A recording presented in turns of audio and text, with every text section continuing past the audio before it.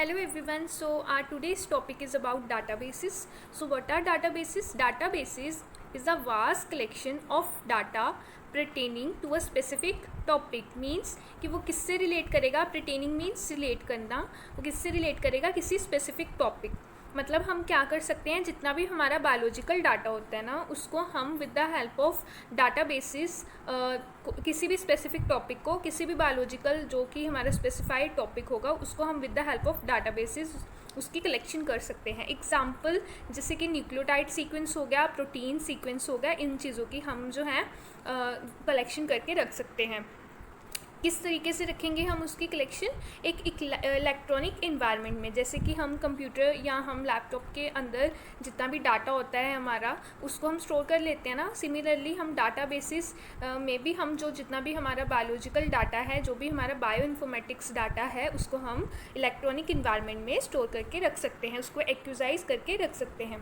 Data basis are the heart of bioinformatics. Means कि databases क्या है, heart है किसका, बायो इन्फॉर्मेटिक्स. अगर आपने अभी तक बायो इन्फॉर्मेटिक्स के बारे में नहीं पढ़ा तो आपको जो इस वीडियो इसका जो लिंक है, क्योंकि इसके ऊपर भी मैंने बहुत सारी वीडियोस बनाई हैं ऑलरेडी, सो मैं आपको लिंक आपको डिस्क्रिप्शन में दे दूँगी.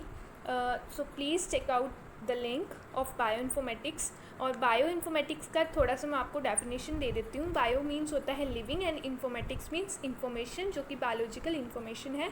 उसको हम जिस तरीके से लाइब्रेरी में बुक्स रख सकते हैं ना, सिमिलरली हम जितनी भी इन्फॉर्मेशन होती है हमारी बायोलॉजिकल डाटा की, हम with the help of bioinformatics और डाटा बेसिस हम जो है इन्फॉर्मेशन को स्टोर करके रख सकते हैं. जितने भी हमारा जीनोमिक लाइब्रेरी हो गया, प्रोटीन सीक्वेंस हो गया, अमाइनो एसिड सीक्वेंस हो गया, सभी कुछ हम with the help of these two करके रख सकते हैं स्टोर. ठीक है, now move on to its. Databases के 3 डोमेन्स कौन कौन से हैं?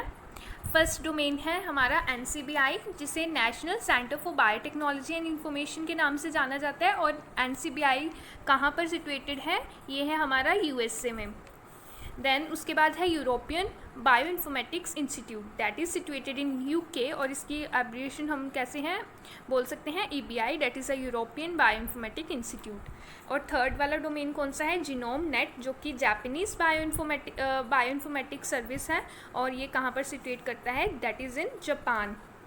एंड ऑल द ऑर्गेनाइजेशन, ये दीज ऑल 3 ऑर्गेनाइजेशन, जितने भी हमने 3 डोमेन्स पढ़े, ये क्या करते हैं? डाटाबेसिस को डेवलप करने में एज वेल एज उसका एनालिसिस करने में हेल्प जो है करते हैं.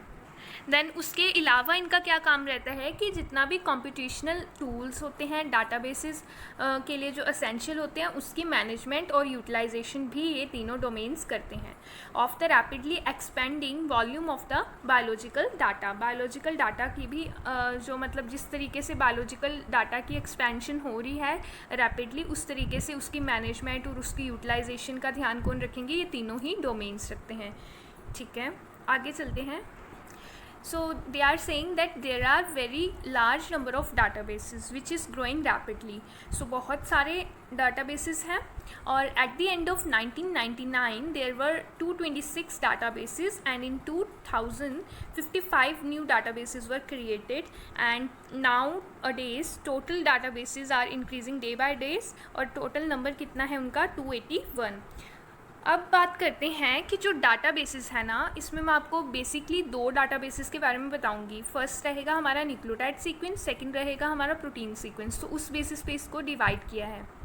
सो हमारा जो न्यूक्लियोटाइड सीक्वेंस डाटाबेस है ना, ये क्या है? The major nucleotide sequence databases are gene bank held by NCBI, जो कि है national centre for biotechnology institute, और ये जो कि मैंने पहले ही बता दिया, which is situated in USA. और DNA बैंक ऑफ जापान, जिसे हम शॉर्टकट में क्या बोलते हैं? DDBI. DD इसलिए बोला जाता है because databases DNA bank of Japan. ठीक है, सो ये 2 उन्होंने क्या बोला है? मेजर न्यूक्लियोटाइड सीक्वेंस डाटाबेसिस हैं, जो कहाँ पर सिचुएटेड है. एक तो USA में है, दूसरा कहाँ है? जापान में. तो फ्रेंड्स, हमने न्यूक्लियोटाइड सीक्वेंस को टोटल 8 कैटेगरी में जो है डिवाइड किया है. तो फर्स्ट जो कैटेगरी है जिसके थ्रू हम न्यूक्लियोटाइड सीक्वेंस को मतलब उसकी कलेक्शन कर सकते हैं, तो वो कौन सा है? Gene bank.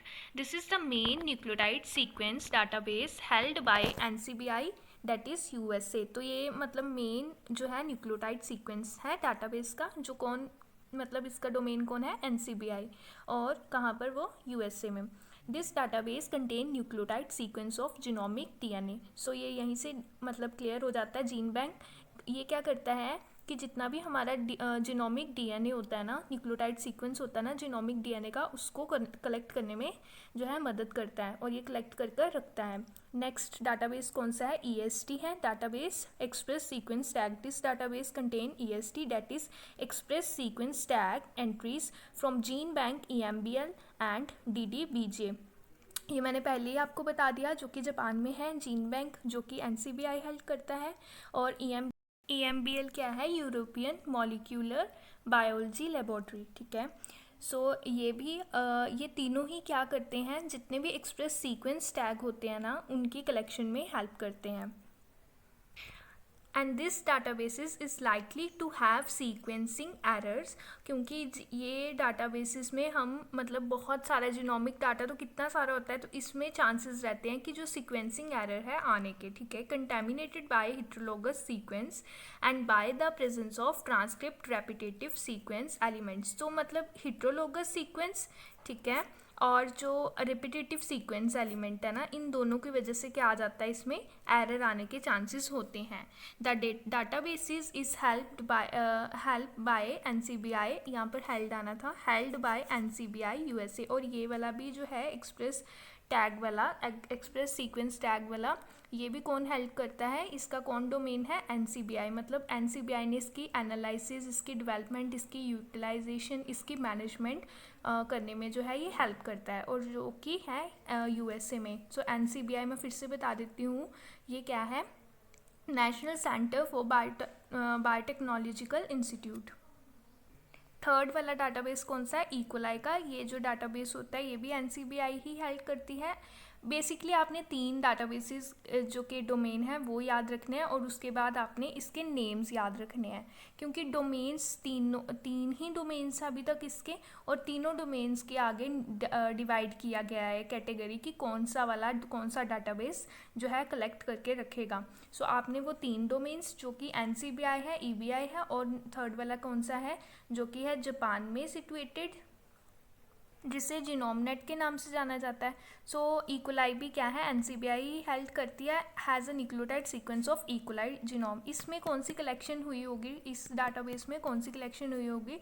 जो इकोलाई बैक्टीरिया है, ठीक है, और उसके जीनोम की जो है रखी होगी। क्योंकि आपको पता ही है कि इकोलाई बैक्टीरिया को हम बायोटेक्नोलॉजी में कितना उसका यूज़ करते हैं, जिसकी वजह से हमने इसका भी जो न्यूक्लियोटाइड सीक्वेंस है उसका जो पूरा का पूरा जीनोम का न्यूक्लियोटाइड सीक्वेंस भी इसको कलेक्ट करके रखा है। MITO this database contain sequence of mitochondrial genome. तो MITO means mitochondrial genome and held by the NCBI USA. तो यहाँ से आपने मीटो से याद रखना है, माइटोकॉन्ड्रियल जीनोम की कलेक्शन की गई है इस डाटाबेस में। अदर वन कौन सा है हमारा? ईएमबीएल, जिसका है क्या एब्रिविएशन क्या है जिसकी? European molecular biology laboratory. So ये वाला जो ईएमबीएल है ना, ये कॉम्प्रिहेंसिव न्यूक्लियोटाइड है, जिसमें डीएनए और आरएनए दोनों ही जो है कलेक्ट करके रख सकते हैं, दोनों के सीक्वेंस को कलेक्ट करके रखा जाता है और कंपाइल्ड अप किया जाता है फ्रॉम वेरियस सोर्सेज। हम कितने ऐसे सोर्सेज हैं, हम कितने ऐसे ऑर्गेनिजम्स हैं जिनके डीएनए आरएनए को कंपाइल्ड अप करके उनका कलेक्शन जो है करते हैं इसमें, ठीक है। And this is a collaboration between GenBank database at NCBI, जो कि एनसीबीआई है जो कि सिचुएटेड है यूएसए में। नेक्स्ट वन कौन सा है? डीडीबीजे। डीडी का मतलब है डाटाबेसिस डीएनए बैंक ऑफ जापान, जो कि जापान में ही है, और जीनोमनेट के नाम से, जिसका मैंने आपको पहले ही बता दिया। अगर आपने वो 3 पढ़ लिए ना, उसके बाद आपको ज़्यादा डिटेल में समझने की ज़रूरत ही नहीं है। आपने जस्ट ये याद रखना है कि जो ईएमबीएल है ये कोलैबोरेशन होती है तीनों ही डोमेन्स की, ठीक है। नेक्स्ट बात करते हैं, EMBL communicates with the gene bank and DDBJ on daily basis and updates its content. तो ये क्या करता है, क्योंकि ये तीनों की ही कोलैबोरेशन की, मतलब तीनों की कोलैबोरेशन, और ये तीनों ही जो डाटाज होते हैं, तीनों के जो डाटाज होते हैं उनको कलेक्ट करने में हेल्प करता है। तो ये डेली बेसिस पे अपडेट जो होते हैं, जितना भी नया कंटेंट आया होता है उनके साथ कम्युनिकेट करते रहते हैं। कबट, नेक्स्ट है कबाट, यहाँ आप अपने अकॉर्डिंग प्रोनाउंस कर सकते हैं कबट। This databases is held at NCBI, that is USA. It has nucleotide sequence that are interested from immunological point of view. ठीक है, सो इस डाटाबेस में हम किसकी कौन से डाटा की कलेक्शन करेंगे? इम्यूनोलॉजिकल जो डाटा होगा, जो इम्यूनिटी प्रोवाइड करने वाला डाटा होगा.